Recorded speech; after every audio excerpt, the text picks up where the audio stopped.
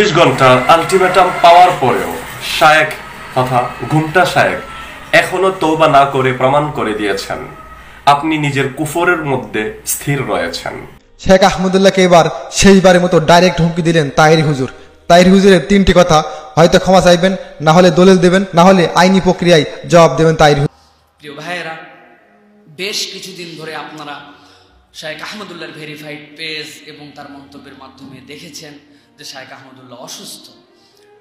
আসসালামু আলাইকুম, আমি আপনাদের কাছে দেখাবো এবার শেখ আহমদুল্লাহ হুজুরকে সবার সামনে কঠিন অপমান করলেন, আর এইদিকে হঠাৎ করে অসুস্থ হয়ে পড়েন শেখ আহমদুল্লাহ হুজুর, যা আপনারা দেখলে অবাক হয়ে যাবেন। আজকের ভিডিওটি অত্যন্ত গুরুত্বপূর্ণ, আমি আশা করবো যে আপনারা এই স্বপ্নের ভিডিওটি দেখবেন, আর এই স্বপ্নের ভিডিওটি দেখলেই বিস্তারিত জানতে পারবেন। আর এই ভিডিওটি দেখানোর আগে আপনাদের সমস্ত একটি রিকোয়েস্ট, আপনারা যদি চ্যানেলে নতুন হয়ে থাকেন তাহলে নতুন আপডেট নিউজ সবার আগে পেতে আমার এই চ্যানেলটি সাবস্ক্রাইব করে আমার সাথেই থাকুন। আর এখন চলুন কথা না বাড়িয়ে আমরা ভিডিওটি দেখে আসি। ২৪ ঘন্টা আলটিমেটাম পাওয়ার পরেও শায়েখ তথা ঘুমটা শায়েখ এখনো তওবা না করে প্রমাণ করে দিয়েছেন আপনি নিজের কুফরের মধ্যে স্থির রয়েছেন। যারা আপনাকে নিয়ে দেখলাম দালালি করেছে তারা এই বিষয়টি বারবার বলার চেষ্টা করেছেন যে মুফতি গিয়াসউদ্দিন তাহিরি সাহেব যা বলেছেন নবী আদমের পূর্বেই তিনি নবী ছিলেন, তাও সঠিক, এবং আপনি যে কথা বলেছেন যে 40 বছর বয়সে নবী হয়েছে, তাও সঠিক।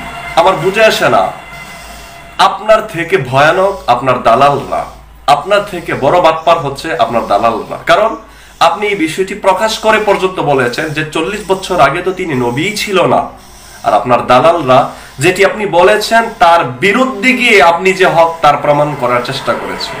আপনার বিষয়টা আপনি যে বেহক, এই বেহকে থেকেই আপনি বেহক প্রমাণ করেছেন, আর আপনার দালালরা আপনি বেহক জানার পরেও হকের আরেকটি দলিল তারা নিজেদের মতো করে তালিল করে অপব্যাখ্যা করে তারা নিয়ে এসেছে। যখন আপনি বক্তব্য দিয়েছিলেন যে 40 বছর আগে তো তিনি নবী ছিলেন না, এই বক্তব্যের 5 সেকেন্ডের সেন্টেন্স কি তাদের মগজে ধরে নাই? তাদের কর্ণগুলো কি খতমা দিয়া বন্ধ হয়ে গিয়েছিল? তাদের কর্ণগুলো কি কোরআনের আয়াত দ্বারা, যে আয়াতে সূরা বাকারার মধ্যে আল্লাহ বলেছেন আল্লাহ তাআলা পর্দা দিয়েছেন, চোখের মধ্যে পর্দা দিয়েছেন, কানের মধ্যে হৃদয়ের মধ্যে মোহর লেগেছেন, এই আয়াত দিয়ে কি তাদের মগজ, তাদের দিল, তাদের দিমাগ, তাদের হৃদয় বন্ধ হয়ে গিয়েছিল? যদি বন্ধ না হয় তাহলে কেন তারা একটি বেহকের পক্ষে এইভাবে দালালি করেছেন? হতে পারে মুফতি গিয়াসউদ্দিন তাহিরি সাহেবের কোনো কথা আপনার পছন্দ না, হতে পারে তিনার বলার ধরন আপনার পছন্দ না, হতে পারে তিনি যে আকীদা নিয়ে বড় হচ্ছেন, যে আকীদা তিনি তাবলীগ করছেন, এই আকীদা আপনার বুঝে আসে না, হতে পারে এই জামাতটিকে আপনি পছন্দ করেন না।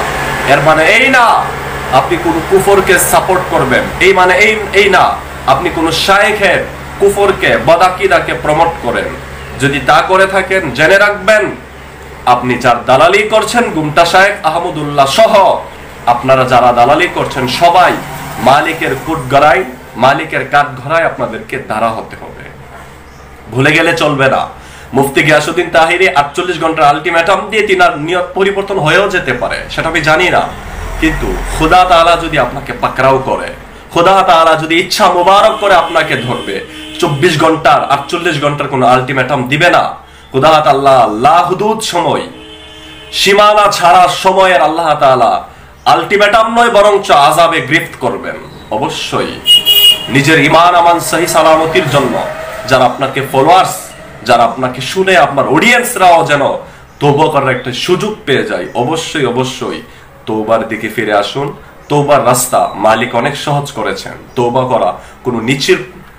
করা কোনো নিচু পর্যায়ের কাজ নয়। নবী সাল্লাল্লাহু আলাইহি সাল্লামের হাদিস দ্বারা প্রমাণ হয় আল্লাহর সৃষ্টি জগতের মধ্যে সর্বোত্তম তারা যারা তওবা করে। ভিডিওটি ভালো লাগলে শেয়ার করে দিবেন, দালালদের কাছে পৌঁছে দিবেন। শেখ আহমদুল্লাহকে এবার শেষবারের মতো ডাইরেক্ট হুমকি দিলেন তাহিরি হুজুর। তাহিরি হুজুরের তিনটি কথা, হয়তো ক্ষমা চাইবেন, না হলে দলিল দেবেন, না হলে আইনি প্রক্রিয়ায় জবাব দেবেন তাহিরি হুজুর। প্রিয় দর্শক, আপনারা সম্প্রতি সময় দেখছেন মাওলানা গিয়াসউদ্দিন তাহিরি সাহেব ও শেখ আহমদুল্লাহ হাফিজাহুল্লাহর মধ্যে চরম বিতর্ক চলছে রাসূল পাক সাল্লাল্লাহু আলাইহি সাল্লামের নবুয়ত নিয়ে, যে রাসূল পাক সাল্লাল্লাহু আলাইহি সাল্লাম 40 বছর আগে নবী ছিলেন নাকি 40 বছর পরে হয়েছেন, এই বিষয়ে চরম বিতর্ক চলছে সারা বাংলাদেশের মধ্যে। প্রিয় দর্শক, এই বিষয়ে আজকে হঠাৎ করে তাইরি হুজুর লাইভ এসে কি বললো, প্রিয় দর্শক আপনারা আগে স্ক্রিনে দেখেন, তারপরে অবশ্যই ভিডিওটি শেয়ার করে সবার মাঝে পৌঁছে দেবেন। আমি ওনাকে 24 ঘন্টার আলটিমেটাম দিয়েছিলাম। 24 ঘন্টার আলটিমেটাম দিয়ে কি আমি হারিয়ে গেছি? না, হারিনি। কমিটি একজন দায়িত্বশীল যার সাথে আমার কথা হয়েছে, উনি আমাকে বলেছিলেন যে তাইরি সাহেব, আপনি আমাদের সাথে বিরুদ্ধে মামলায় না গিয়ে আপনি একাডেমিক দলিল থাকলে আপনি দেন, আইনিভাবে যাওয়ার দরকার নাই, আমার সাথে আগামীকাল দেখা হবে, দেখা হলে আমি আহমদুল্লাহ সাহেবকে এই ব্যাপারটা বলবো। তখন আমি ওনাকে বলেছিলাম যে আপনি আহমদুল্লাহ সাহেবকে বলবেন, তিনি যদি ওনার বক্তব্য এক্সপান্স করে অথবা ওনার কাছে ব্যাখ্যা থাকে, যদি ব্যাখ্যা দেয় যে 40 বছর আগে তিনি নবী ছিলেন না, এই মর্মে যদি তিনি ব্যাখ্যা দেয়, এই ব্যাখ্যার বিশ্লেষণ আমরা দেখবো। আর দেখাতে ব্যর্থ হয়, তাহলে যদি আহমদুল্লাহ সাহেব যদি এই যথাযথ ব্যাখ্যা বিশ্লেষণ দিতে ব্যর্থ হয়, অবশ্যই আমরা দালিলিক লড়াই করবো, আইনি লড়াই করবো। আর যদি ভুল স্বীকার করে, এটা হয়তো এটি উচিত, মানুষের ভুল হতে পারে, সেটা যদি ভুল স্বীকার করে, অবশ্যই আমাদের মন এত তুচ্ছ নয়, আমরা ব্রড মাইন্ডের মানুষ। আশা করি আহমদুল্লাহ সাহেব ওনার বিভ্রান্তি থেকে ফিরে আসবে। প্রিয় দর্শক, তার স্পষ্ট কথা, শেখ আহমদুল হাফিজাহুল্লাহ আপনি অবশ্যই ক্ষমা চাইবেন, না হলে আপনি দলিল দেবেন, না হলে আইনি প্রক্রিয়ায় আমি জবাব দিব। প্রিয় দর্শক, এই বিষয়ে তাহির হুজুর সত্যের পথে আছে। যদিও শেখ আহমদুল হাফিজাহুল্লাহ অবশ্যই তার ভাষা অত্যন্ত কোমল ও নমনীয়, কিন্তু আকিদার বিষয়ে বা সত্যের বিষয়ে তো কোমল এবং নমনীয়তার জায়গা থেকে সে মাফ পাবে না। হয়তো একটা মানুষের ভুল হতে পারে, সে ক্ষমা চাইবে, যেহেতু নবীদের শান মানের ব্যাপার এখানে, সে ক্ষমা চাইবে। আর যদি তার কাছে দলিল থাকে, তাহলে সে দলিল উপস্থাপনা করলেই তো হয়ে যায়। সমস্যা কি? যদি আমার কাছে মনে করেন, যদি আমার কাছে দলিল থাকে, আমি একটা কথা বলেছি, তাহলে আমি দলিলটা পেশ করলাম যে আমি এই যুক্তিতে বা এই দলিলের ভিত্তিতে আমি এই কথাটা বলেছি, এটা প্রকাশ করতে হবে, আর না হলে মাফ চাইতে হবে। তো কথা তো এইটাই। তো এই বিষয়ে তাহির হুজুর যা বলছে, এটা অত্যন্ত মূল্যবান কথা বলেছে। হয়তো আপনি ভুল হয়েছে, আপনি ক্ষমা চাইবেন, ক্ষমা করে দেবো, সমস্যা নাই। না হলে আপনার কাছে যদি দলিল থাকে, আপনি দলিলটা দেন যে আমি এই দলিলের ভিত্তিতে বলেছি। আর না হলে যেহেতু শানের রিসালাতে বিয়াদবি, সেই ক্ষেত্রে তাহির হুজুর আইনিভাবে আইনি প্রক্রিয়ায় তাকে জবাব দিতে পারে। প্রিয় দর্শক, আমি আবার বলবো, শেখ আহমদুল হাফিজাহুল্লাহ অত্যন্ত কোমল ও নমনীয় ভাষায় কথা বলে, এটা অবশ্যই প্রশংসার দাবি রাখে। তাই বলে নবীদের শানে বেয়াদবি হলে সেই বিষয়টা অবশ্যই ক্লিয়ার করতে হবে, চুপ করে বসে থাকলে হবে না। হয়তো দলিল দিতে হবে, না হলে মাফ চাইতে হবে যে ভুল হয়ে গেছে, বিষয়টা আমি এক্সপান্স করে নিলাম বক্তব্যটা। না হলে তো যারা আশিক রাসূল, যারা নবী প্রেমিক, যারা আহলে সুন্নাত ওয়াল জামাতের আকীদায় বিশ্বাসী, তারা তো তার জবাব যে কোনোভাবে দিতেই পারে, হয়তো আইনিভাবে হোক, যেভাবে হোক, তারা জবাব দিতেই পারে তাদের মতো করে। তাছাড়া শেখ আহমদুল হাফিজাহুল্লাহ যদি এভাবে চুপ থাকে, সারা বাংলাদেশে কিন্তু এই বিষয়ে তোলপাড় চলছে, একটা ফেতনা সৃষ্টি, আলেমে বিভেদ চলছে, এটা দেখতেও অনেক খারাপ লাগে। সেজন্য এটা সমাধান আমরা চাই। না হলে মাওলানা গিয়াসউদ্দিন তাহিরি সাহেব এবং শেখ আহমদুল্লাহ হাফিজাহুল্লাহ তারা একসাথে ডিবেটে বসুক, এটা সমাধান করুক। আর তাহিরি সাহেবের যুক্তি দলিল সে দেবে, শেখ আহমদুল্লাহ হাফিজাহুল্লাহ তার যুক্তি দলিল সে দেবে, এটা সমাধান হয়ে যাবে। আর না হলে যদি আপনার বক্তব্য ভুলই হয়, তাহলে আপনি ক্ষমা চাই নেন যে বক্তব্যটা আমার ভুল হয়েছে, আমি এই বক্তব্যটা আমি এক্সপান্স করে নিলাম, এই তো সমাধান হয়ে গেল। এত মামলা ঘামলা এইসবের কোনো প্রয়োজন নেই। তাই আমি শেখ আহমদুল হাফিজাহুল্লাহ বলবো, আপনি এই বিষয়ে অবশ্যই মুখ খোলেন, আপনার দলিল থাকলে আপনি দলিল দিয়ে দেন, নাহলে ভুল হলে আপনি ভুলটা শুধরিয়ে নেন, এই তো সমাধান হয়ে যায়। এই সমস্ত মামলা টামলা তো আমাদের দরকার নাই। আর যদি আপনি নাই করেন কোনোটা, তাহলে হয়তো অবশেষে তাহিরি সাহেব হয়তো আপনার বিরুদ্ধে মামলা করতেও পারে, এটা তাহিরি সাহেব জানে। তো প্রিয় দর্শক, এই ভিডিওটি অবশ্যই আপনারা শেয়ার করে সবার কাছে পৌঁছে দেবেন। আর আপনাদের মতামতটা কি আপনারা অবশ্যই বলবেন, এবং আমার মতামত বলবো এই বিষয়ে। তাহিরি সাহেবের যে মতামত, এই মতামতটাই সঠিক, কারণ রাসূল পাক সাল্লাল্লাহু আলাইহি সাল্লাম সৃষ্টি শুরু থেকেই নবী হয়ে এসেছেন এবং তার নবুয়ত 40 বছর পরে প্রকাশিত হয়েছেন। আপনি যখনই বলবেন যে নবীজির 40 বছর বয়সের পূর্বের কাজকর্ম আমাদের জন্য অনুসরণীয় নয়, তখন মানুষের ভিতরে একটা কি ধারণা আসতে পারে চিন্তা করেন। তখন আসতে পারে যে হয়তো নবীজির সাল্লাল্লাহু আলাইহি সাল্লামের 40 বছর পূর্বের যে সমস্ত কাজসমূহ, আমলসমূহ, দিক নির্দেশনা, সেগুলো মনে হয় ভুল ছিল, সঠিক ছিল না, এই ধরনের চিন্তা ভাবনা কিন্তু আমাদের ভিতরে আসবে। সেজন্যই আমরা আমাদের আকীদা স্পষ্ট যে রাসূল পাক সাল্লাল্লাহু আলাইহি সাল্লাম সৃষ্টি শুরু থেকে নবী এবং 40 বছর বয়সে তার নবীত্ব প্রকাশ পেয়েছেন। তিনি সৃষ্টির প্রথম থেকে নবী হিসেবে ছিলেন, জন্ম থেকে শুরু করেই তিনি নবী ছিলেন, এটাই আমরা বিশ্বাস করি। এই বিষয়ে অবশ্যই সকলের চূড়ান্ত আকীদা হওয়া প্রয়োজন। প্রিয় দর্শক, আজকে ভিডিওটি এখানে শেষ। আসসালামু আলাইকুম ওয়া রাহমাতুল্লাহি ওয়া বারাকাতুহু। আসলে শায়েখ আহমদুল্লাহ কেমন আছেন যদি বলা যায়, তাহলে বলবেন কি আসলে শায়েখের হয়েছে কি? আমরা দোয়ার নিয়তে জানতে চাই। প্রিয় ভাইয়েরা, বেশ কিছুদিন ধরে আপনারা শায়েখ আহমদুল্লাহর ভেরিফাইড পেজ এবং তার মন্তব্যের মাধ্যমে দেখেছেন যে শায়েখ আহমদুল্লাহ অসুস্থ। প্রিয় ভাইরা, তার সাথে আমার হৃদ্যতা, আমার বন্ধুত্ব, আমার ভালোবাসা, আমার স্নেহের সম্পর্ক, এটা অনেকেই মজা করে আমাদেরকে মানিক জোড় বলে। আমি কথাটাকে এনজয় করি আলহামদুলিল্লাহ, কারণ শায়েখকে যেখানে দেখা যায় আপনাকে সেখানে না দেখলে ভালো লাগে না। শায়েখ নিজেও বলছেন, মধ্যে চিটাগাং গেছেন এই ত্রাণের কাজ করার জন্য, যাওয়ার পর আসার পরে বলছেন, সাইফুল্লাহ ভাই আপনাকে না নিয়ে যায়, খুব মিস করছি, লোকজন খালি বলে সাইফুল্লাহ ভাই কই, আমি তো যাই নাই, কই আপনি নাই, লোকজন খোঁজে। তো এটা উনি মহব্বতে বলেন, আলহামদুলিল্লাহ। তো প্রিয় ভাইয়েরা, উনি অনেকদিন ধরেই শারীরিকভাবে কিছু অসুস্থতা ভোগ করছেন, কিন্তু কাজের মানুষ, কাজ পাগল মানুষ, উম্মা প্রেমী মানুষ বলে পাত্তা দেয় না, আর রাখেন কিছু হয় না, কিছু হয় না, এরকম করে বলে পার করেন। উনার মূলত বলার বিষয় নয়, যদিও তার এটা পার্সোনাল বিষয়, কিন্তু উনার কোষ্ঠ সংক্রান্ত কিছু জটিলতা আছে, সেখান থেকে তার কিছু অসুস্থতা তৈরি হয়েছে।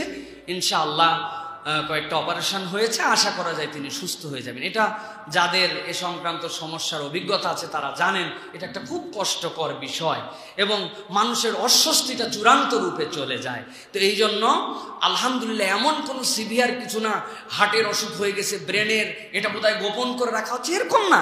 আলহামদুলিল্লাহ গতকালকেও আমি তার কাছে 4 ঘন্টার মতো পাশাপাশি তার কাছে ছিলাম।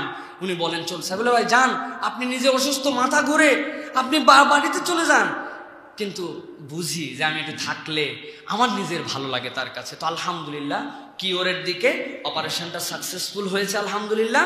আশা করা যায় 1-2 সপ্তাহের মধ্যে আমরা তারুণ্যদীপ্ত আহমদুল্লাহর মুখ আবার দেখতে পাবো ইনশাআল্লাহ। উম্মার প্রেমী, উম্মা দরদি, বর্তমান সময়ে আমি মনে করি আল্লাহর পক্ষ থেকে আমাদের জন্য দেওয়া নিয়ামত। আব্দুল্লাহ জাহাঙ্গীর চলে যাওয়ার পরে রহিমাহুল্লাহ তার এই ওয়াসাতকে ধারণ করে কেউ যদি উম্মাকে প্রেম করে, কাউরে খোসাখুসি না করে, যদি আল্লাহর জন্য কিছু করার চিন্তা করে, আর উম্মার মূল কাজ যে উম্মা সবসময় মানব কল্যাণে কাজ করবে, এই কাজে আলেম ওলামাদের প্ল্যাটফর্ম দাঁড় করায়, এটা শায়েখ আহমদুল্লাহ তার নজির, ঠিক কিনা? ওই সিলেটের বন্যার সময় আমরা যাই জীবন দিয়ে দিছি। আপনাদের কাছে শুধু 10-20 সেকেন্ডে বলে রাখি, আপনি জানেন না, একটা শার্ট প্যান্ট পরে হেভি হেভি লোক ঘুরে বেড়াচ্ছে, কেউ নাই। হঠাৎ করে দেখি এক রিক্সার পাশে খুব জটলা, লোকজন ধরছে, আর ওই লোক খালি ওখান থেকে বের হওয়ার জন্য চেষ্টা করতেছে। ঘটনা কি জানেন? এক ফকির টুপি পরে সে ভিক্ষা করতেছে, কিন্তু ওই লোক লাঠি নিয়ে যখন ওখানে গেছে, যাওয়ার পরে লোকজন ওর টুপি আর জুব্বা দেখে যাদের আরো ত্রাণ দরকার ওরা যায় বলছে যে আমাদেরকে কিছু দেন। ওই ফকির বলছে, ব্যাককল কথাকার, আমি চাইতে আসছি, আমার কাছে তোমরা আসছো কেন? দুনিয়ার মানুষের কাছে একটা কনসেপ্ট হয়ে গেছিল যে টুপিওয়ালা, দাড়িওয়ালা, জুব্বাওয়ালারা মানুষকে দেয়। এই কালচার শায়েখ আহমদুল্লাহ আলহামদুলিল্লাহ প্রতিষ্ঠিত করে ফেলছেন। এরকম করে টুপিওয়ালারা নেয় না, দেয়। এখন এই কাজ যেন আল্লাহ তার দ্বারা আরো আঞ্জাম দেওয়ার তৌফিক দান করেন, বলে আল্লাহুম্মা আমিন। দোয়া করবেন তার জন্য হৃদয় থেকে, আল্লাহ যেন তাকে সুস্থ করে। প্রিয় ভাইয়েরা, আল্লাহ রাব্বুল আলামিন আমাদেরকে বুঝার তৌফিক দান করেন, বলে আল্লাহুম্মা আমিন। হাদা মা ইনদি ওয়াল ইলমু ইনদাল্লাহ সুবহানাহু। তো আপনাদের যদি বৃষ্টি নিয়ে কোনো মতামত থাকে আমাকে অবশ্যই কমেন্টে জানাবেন। আর আপনারা যদি আমার চ্যানেলে নতুন হয়ে থাকেন তাহলে আমার এই চ্যানেলটি সাবস্ক্রাইব করে আমার সাথেই থাকুন। তো দেখা হচ্ছে পরবর্তী ভিডিওতে। সেই পর্যন্ত সবাই ভালো থাকবেন, সুস্থ থাকবেন। আল্লাহ হাফেজ।